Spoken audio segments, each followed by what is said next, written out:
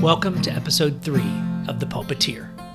I'm your host, Eric Hepburn, and I'm glad to have you join us for today's episode.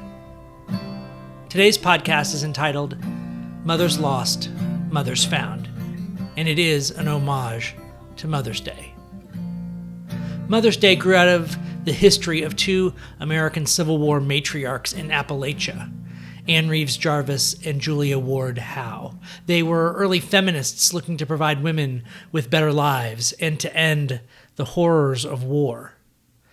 The federal holiday, championed by Anne's daughter Anna M. Jarvis, centered the honoring of mothers, and especially her own mother, discarding the anti-war aspect. So, again, we're drawn into this observation, which we struggled with last month, the distinction between deep esoteric religion and shallow exoteric religion.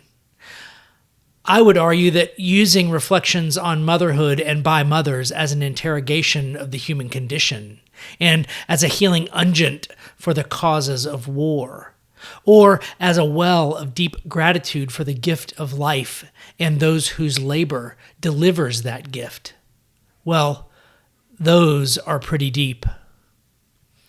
But humankind's predilection for the exoteric has made of Mother's Day another excuse for buying cut flowers and gifts, another saccharine feel-good bromide where pro forma gratitude replaces deep reflection and any acknowledgement of indebtedness. A shift so great that even Anna M. Jarvis was repelled by the level of commercialization. Don't get me wrong, I think that shallow gratitude is a significant improvement over no gratitude, and a major improvement over being taken for granted. But I'm not here in this podcast to improve your bromide supply. I'm here to invite you deeper into the work of being human. That is my calling, and I'm inviting you to discover yours. With that background in mind, let's get to the title of today's episode. Mothers Lost, Mothers Found. I'm going to share with you stories of 4 generations of mothers in my family, all of them lost, all of them deceased, all of them known personally by me. Through this storytelling, I am hoping to find them again. In the spirit of Orson Scott Card's beautiful concept of a speaker for the dead, I hope to tell you some truths about their lives that, while they may be hard to hear, honor them as human beings, as women who did the best that they could with what they had, as mothers, as daughters, as sisters, as siblings. About how their best intentions sometimes went sideways, about how they sometimes didn't recover from adversity. And in the end, I hope, an invitation to deep lessons that we can take away from these stories, lessons to help us heal ourselves, our families, our communities, and indeed, the whole world. Let's get started. The earliest generation of my matrilineage that I knew personally was my great-grandmother, Lorraine Kane.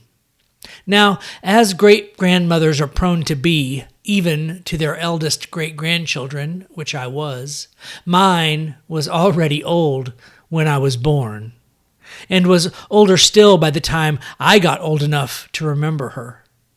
She died when I was about 14, but not before I got to spend back-to-back summers in church with her when I was 12 and 13.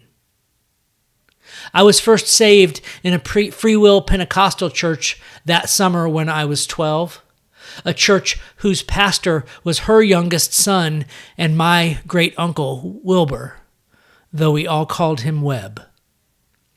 But my most powerful memory of her was this. At the age of 13, I received the gift of healing in my church. And for those skeptics out there, I do mean faith healing.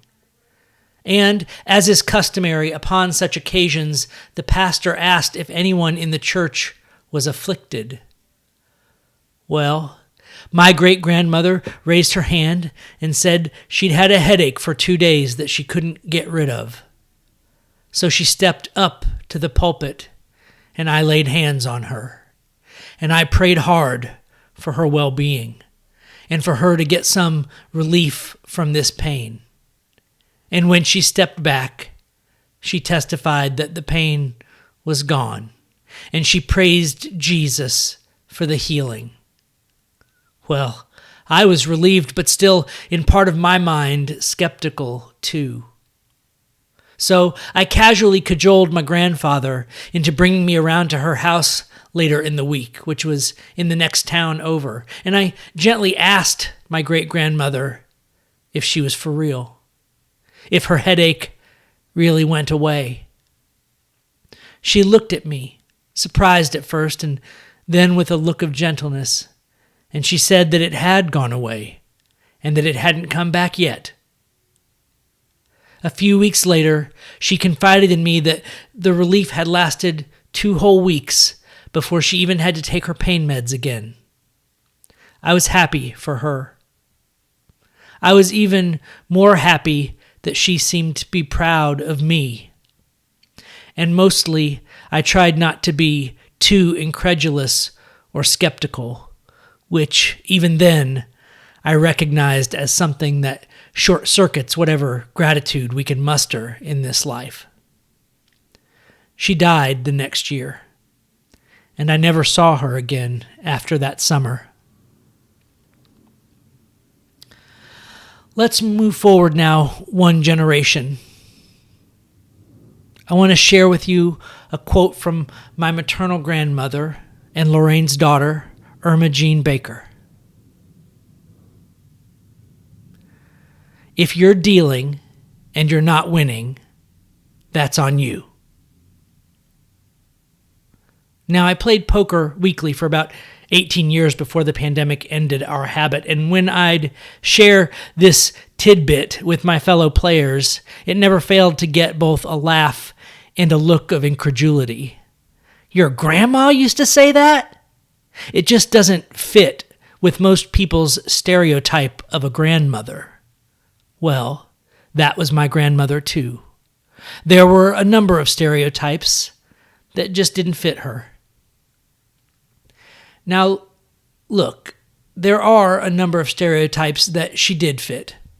Stories I could tell you of her teaching Sunday school or helping out neighbors in a pinch with money or free childcare. But I think y'all are beginning to know me better than that. Everyone in my family will tell you those stories. Everyone likes telling the stories that support and bolster what they want, sometimes what they need to believe. I'm more interested not in the salacious or in the defamatory, but I am more interested in the stories that help us grapple with the transmission of intergenerational trauma that keeps us stuck in adolescence and thwarts our efforts to ripen into the wise elders that future generations deserve. So I have to tell you the story of trauma that lies beneath my grandmother's funny and oft-repeated witticism. I have to tell you about how she was the eldest daughter, growing up in a rural alcoholic home with 8 younger siblings, and how different her experience of her mother was from my experience of my great-grandmother. Now, according to my grandma Irma, Lorraine Kane, as a young woman and mother, was a drinker and a carouser, a fierce card player, and a sore loser.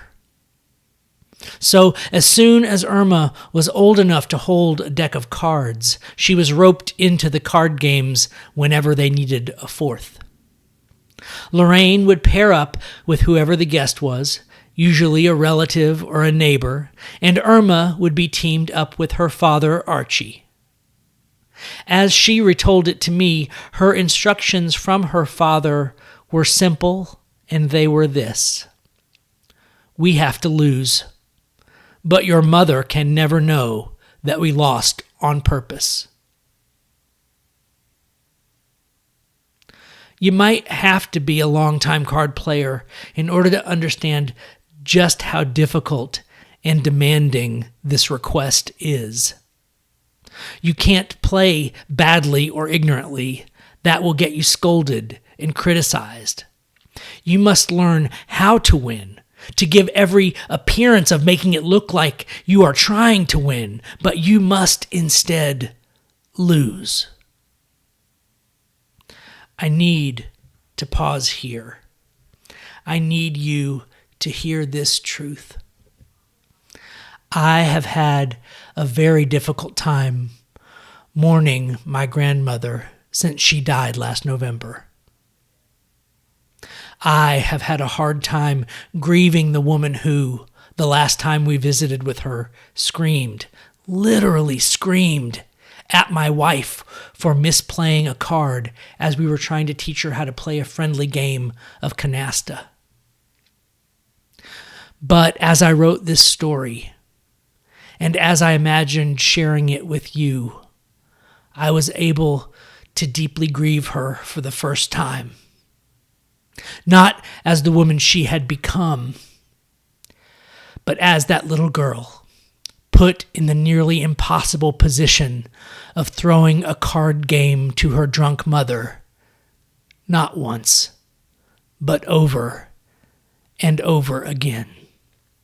Put in a position where you just can't win. I was able to weep for her then, because no little girl deserves that. And when that sort of thing happens, some folks never recover. And as I was grieving, I was gifted with another insight, a flash of memory of an offhand comment about how they'd play the radio while they played cards. And another mystery that's always troubled me about my grandmother felt solved. The mystery of how a person who didn't and seemingly couldn't enjoy music. How deep must have been the trauma of those nights that they destroyed both her ability to enjoy card games and her ability to enjoy music. How tragic is it for any human being to lose access to such powerful vehicles of play and joy in life? Like I said, I have struggled to find compassion for the difficult and bitter woman that my grandmother became. But when I pictured her as this little girl caught between a rock and a drunk, hard place, asked to do the impossible without recognition or hope of reward, well, it became a little easier for me to see that little girl inside of my grandmother. It became a little easier to see how the fear and the anxiety and the winlessness of that story calcified into what she became. And I'm grateful for that. And I'm grateful for this. Despite all of the hardness and difficulty and disconnect that I've struggled through with my grandmother, I am deeply grateful for her unconditional love. And I'm deeply grateful that I was able to return that unconditional love, even in the many times when we found it impossible to approve of one another. That love made it possible for us to be together anyway. It's time to jump again, another generation, to my own mother, Sherry O'Brien. She was the eldest child of an eldest child, which makes me the eldest child times 3 at least. And if that isn't a recipe for type A behavior, I don't know what is. So it was with my mom. Despite dropping out of high school to give birth to me, and despite having no college education to speak of, She had, by the time I was in college, worked herself from the secretarial pool all the way up to being one of a handful of senior executive secretaries at the Kennedy Space Center. And while I was in college, her boss, the senior vice president of something, decided to retire. And in his gratitude for my mother and all the ways that she had helped him and made him successful at his job, he told her, "You need to put your talents to work for yourself, not just making guys like me look good." Now, for the 1990s, that was some pretty solid feminist allyship. So he helped her identify some jobs that fit her skills, and he advocated for her, and she landed a big promotion. She became the head of logistics for the Space Shuttle landing team, and it wasn't just a gift. It was an acknowledgement of her intelligence, both emotional and intellectual, and her hard work and her ability to get things done. And a few years after she got that promotion, there was an accident, and the Space Shuttle Columbia disintegrated on re-entry, spreading debris across the southeastern United States. It was a landing gone wrong, and my mother's team had a new job. A huge, multi-month search party was organized that covered parts of 5 states, including Texas, and whose mission it was to recover every bit of debris from that accident that could be recovered. And my mom ended up running logistics for that. From warehouses to rental cars to hotels to flights to transport to reassembly, the weight of the Columbia recovery effort landed on her desk, and she handled it. She won a prestigious Manned Space Flight Award for her work on that project. Don't say I didn't give you any happy stories, but as you might expect, there's a dark thread in this pattern that I have to reveal. On the day that she received that promotion, a day when I'm sure she was plagued by the same imposter syndrome that haunts many of us when we take on a new challenge. On that day when she was filled with pride and excitement and a fair portion of fear, she went to tell her mother, Irma. She hoped for congratulations. She hoped for pride or approval. She hoped for support. And what she got was this. Quote, "I hope you haven't bitten off more than you can chew." End quote. She called me in angry tears that night, and that's been hard to forgive. Look, folks, I've been a devout feminist since the early 90s, and you can thank my first wife for that. I do. But what I want to talk about today, what's calling this episode forth from me, is the observation from within my own family of what I can only call woman-to-woman misogyny. This is not to give men or patriarchy or any other misogynist current a pass of any kind, but it is to notice that some significant portion of the cultural oppression of women is propagated by women against each other. I say this also because I have faith that women can and will answer the call to end this misogyny. The call to heal, the call back into right relationship, mother to daughter, daughter to mother, sister to sister, sibling to sibling.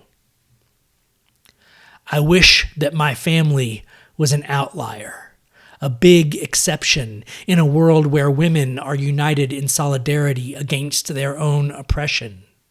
Sadly, this is no more true in feminism than it is in anti-racism work or within any other oppressed group that I've studied. Let me be clear, I am not calling out my great-grandmother or my grandmother. I am not shaming them or blaming them. I am telling their story as honestly, earnestly, cogently, and compassionately as I can, because I wish to learn from it, because I wish to heal from it, and because I wish for that learning and that healing for you. Will listening to these stories be enough for you? I don't know. You may have to find your own story or that of your mother or of your mother's mother, and you may have to sift that story for hard truths and tiny cracks that might let the light and compassion seep in. Maybe. Who knows? There are more stories. 4 years after the Challenger disaster, they found that my mother had brain cancer, stage 4. 2 years later, just 6 weeks after Christy and I adopted our son Simon, she died. I have 2 younger sisters, one born when I was 8, Kelly, and the other born when I was 12, Erin.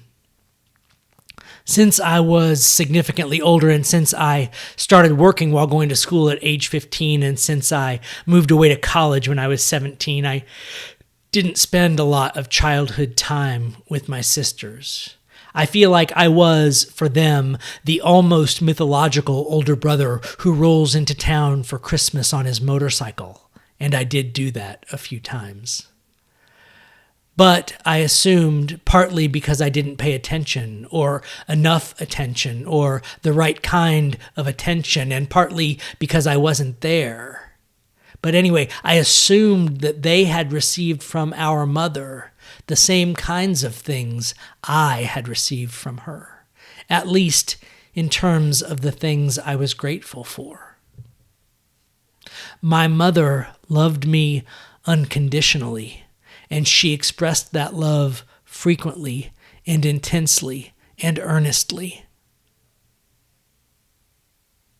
My mother had faith and confidence in me, supported me, believed in me, and in my ability to, as she used to say, be anything I wanted to be. And she expressed that support frequently and earnestly, and often at times when I needed to hear it the most. Of course, I thought, from my position of eldest-born male child privilege, of course my mother would unconditionally love my sisters in the same way she had me. Of course she would support them and believe in them the same way that she had for me. In hindsight, I can't believe how long I was able to sustain this fiction. The evidence was there early on.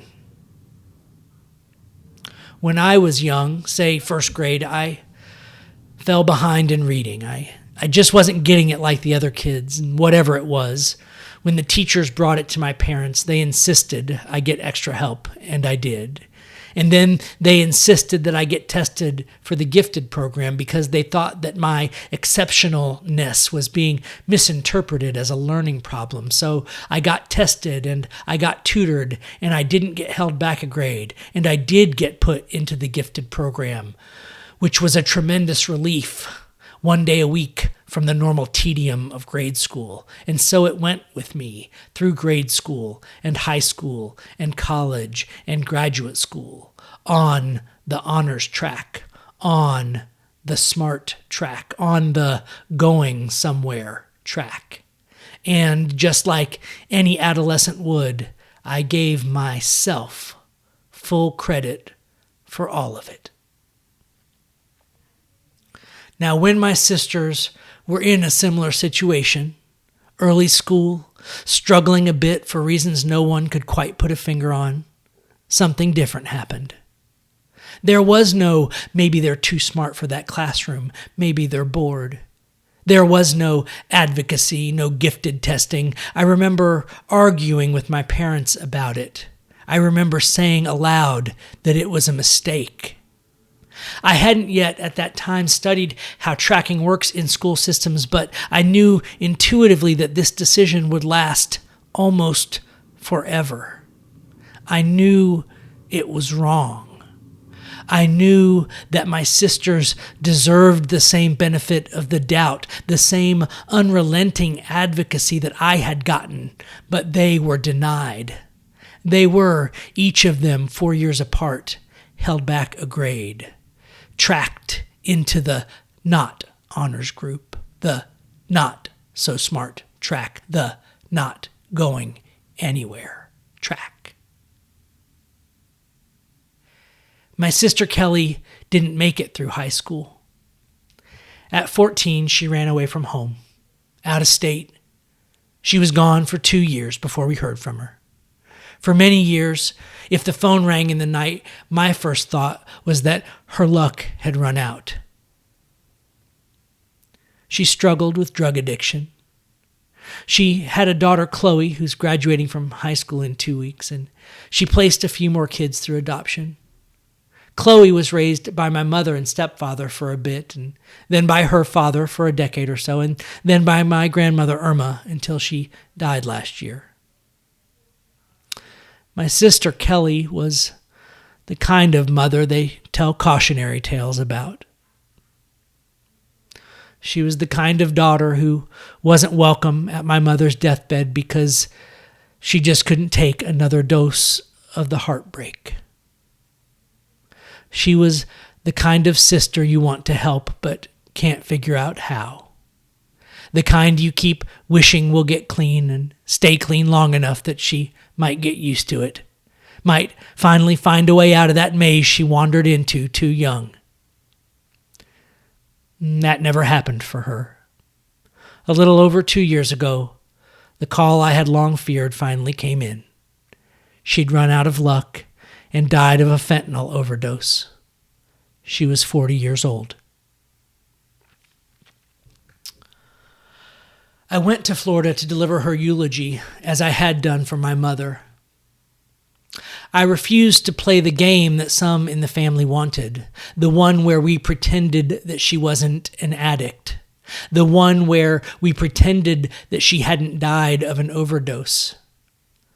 I delivered a powerful and honest eulogy. It brought most of the assembled to racking sobs. I felt I had done my work, but it wasn't the greatest blessing that day, not even close.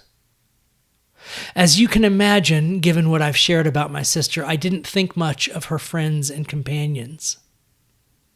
She had a friend, Larry Patrick, who, from what I could tell, did his best to be a good friend to my sister. And as is the tendency with protective older brothers, I was wary of this older man's interest in my younger sister. Larry died about a year before Kelly, and Larry's sister was at my sister's memorial. She came up to me afterwards and said this: "That's the second best eulogy I've ever seen, but the one your sister did for my brother was better."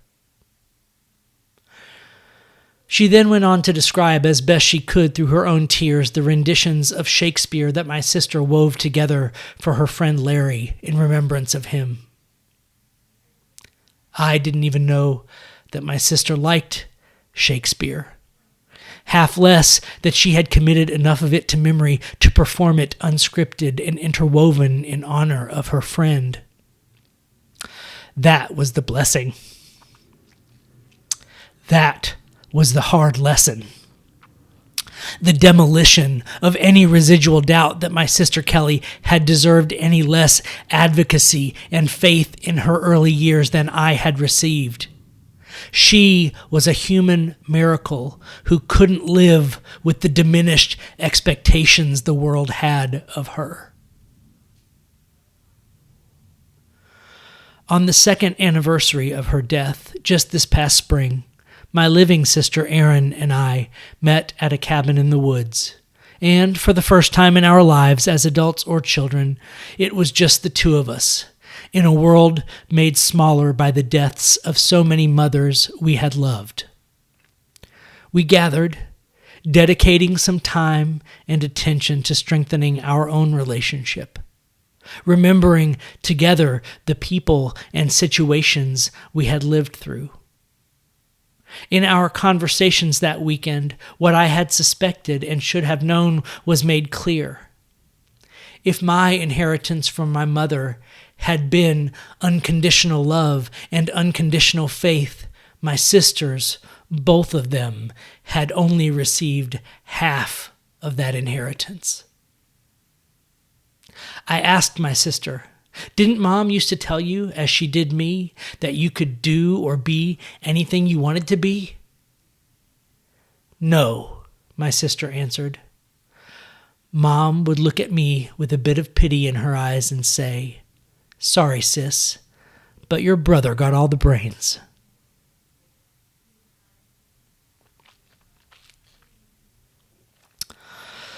The stories we tell matter, not least because we believe them. Now, I won't tell you the story of my sister Erin. She is alive and well, and her story is hers to tell. I'll confine myself to this. She has also proven in recent years, beyond any shadow of a doubt, that she should have been granted the same unconditional support in her youth that I received. I'm proud that she is also a human miracle, one who's figured out how to defy the world's diminished expectations of her. Nor can I tell you the stories of my nieces Chloe and Kaylee, who are still just writing the first chapters of their own stories. But what I hope for these women in my matrilineage, this mother, these two daughters, is that they will hear these stories I've shared today, and that they will be the generations that break the cycle of trauma and misogyny in my family, and that the next generations of women in my family and beyond will stand together. Mothers, daughters, and siblings, united in unconditional love, in unconditional support of one another, free from the toxic influence of misogyny, and free from every type of dehumanization. May it be so.